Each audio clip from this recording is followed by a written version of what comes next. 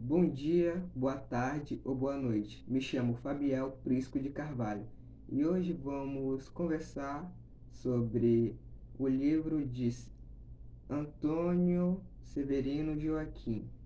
Eu fiquei com o capítulo 3, que se chama Teoria e Prática Científica.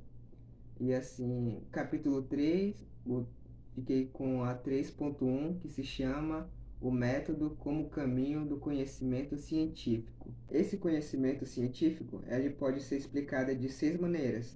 A primeira delas seria resultado, a segunda, questionamento, a terceira, hipótese, a quarta, experimentação, e a quinta, conclusão, e por fim, a sexta, o resultado.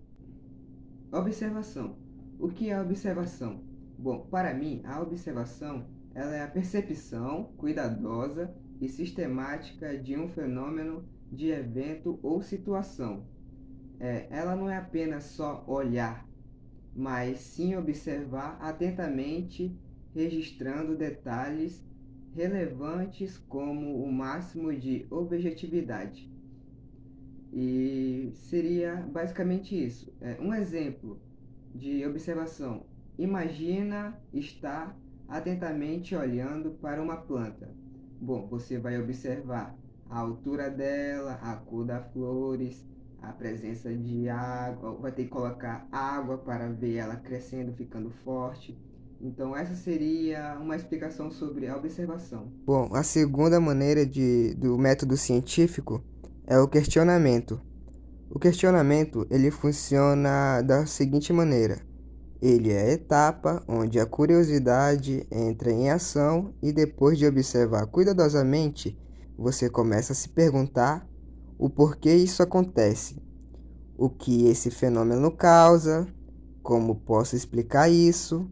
Então, essas seriam as perguntas que faz toda essa investigação para se formular a base de como funciona o questionamento. Isso seria a explicação. O terceiro método científico se chama a hipótese.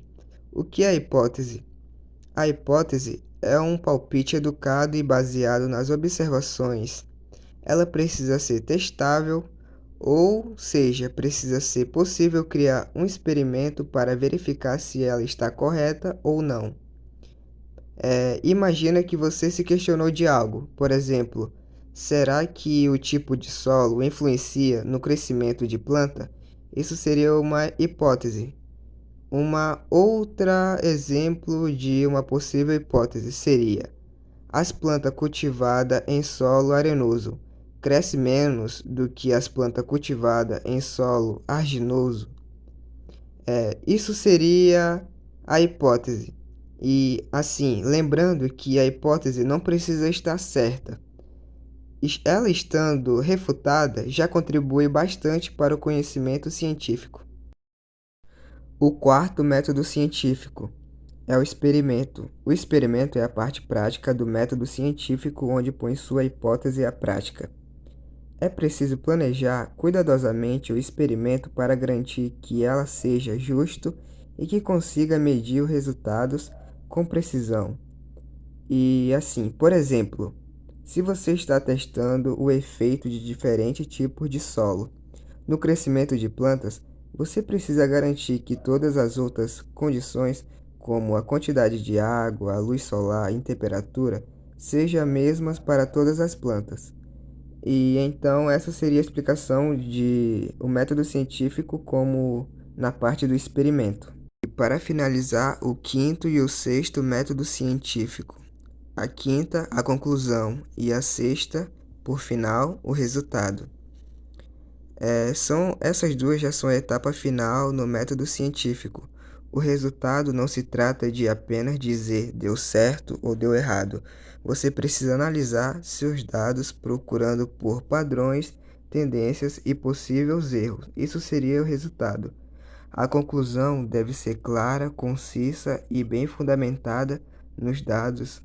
Também deve discutir as limitações do estudo e sugerir direções para futuras pesquisas. Bom, seria isso as seis maneiras de explicar o método científico. Agradeço pela sua atenção de cada segundo. E é isso.